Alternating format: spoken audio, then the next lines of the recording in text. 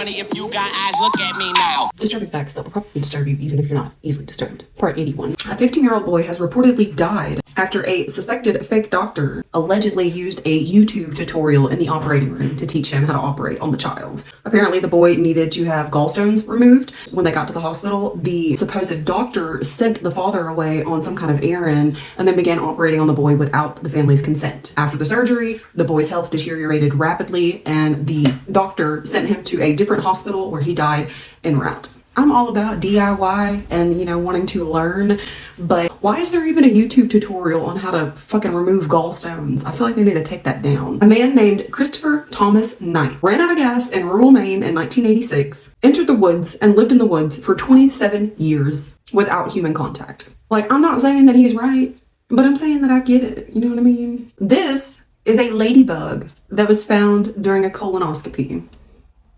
How did that get up there? Did you fall on it? The co-owner of Macy's and his wife died in the sinking of the Titanic. His wife refused to board a lifeboat without him, instead choosing to stay with her husband and go down with the ship. If I'm not mistaken, that's what this couple is based off of in Titanic. And doesn't that just tug your heartstrings? Ethics books are substantially more likely to go missing in university libraries than books about other fields of philosophy. And I'm just saying, if you are stealing a book about ethics, you need it. Michael Bay was under consideration to direct the movie Phone Booth in 2002, but he was removed from consideration after the very first question that he asked about the script was, okay, how do we get this thing out of the damn telephone booth? Michael Bay said, I need some explosions, because without explosions, I am nothing. The screenplay for the James Bond film, You Only Live Twice, was written by Roald Dahl, aka the author of Charlie and the Chocolate Factory. Having a high IQ can make you miserable. People with higher IQs are prone to live in their heads and may be largely cut off from their emotion. And because of their constantly activated intellect, the feelings that they can eloquently express may yet be extremely difficult letting go of.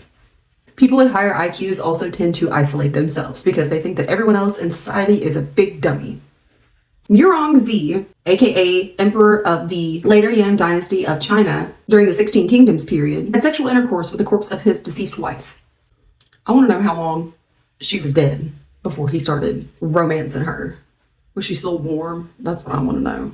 Jesse Michael Johnson, a 28-year-old man from Arizona, has been arrested again after allegedly hiding under women's vehicles at the car wash so he could stare at their feet. Apparently, Johnson has a history of similar offenses, facing charges of voyeurism and disorderly conduct. But I'm like, a car wash of all places? You're going to get underneath the car while they're the car wash for just hoping to get a glimpse of some bare feet? Go to the beach. Go to the public pool. You're in Arizona. I know it's hot. 3 pit bulls involved in an attack in British Columbia have tested positive for methamphetamine and cocaine. The drugs were found in the dog system after they hopped a fence and mauled a border collie. Not to make light of this because I think it's very sad, but next year, look for Michael Bay's production of Cocaine Bear versus Cocaine Dog. Jellyfish can grow to be over 400 pounds and they can capsize boats. Y'all ever been stung by a jellyfish before? Where's that dude that was staring at feet? Because I bet you he would have peed on your jellyfish thing for you. Horsehair worms make their host drown themselves. So the larva will attach to a body of water and then wait for a host. Once they are inside the host, the larva will feed on the nutrients of the host until it turns into a worm. Once it's fully grown, the worms need to emerge in water, so they hijack the nervous system of the host and force it to seek out water, where it will subsequently drown itself. Then the worm will burrow out of the host and go on to mate and breed and repopulate the earth with mind-controlling worms. It's really funny because I had the craziest dream the other night that I was being controlled by some sort of alien race or something. It kept repeating this message over and over and over in my head. And if I remember correctly, that message was, thanks for watching.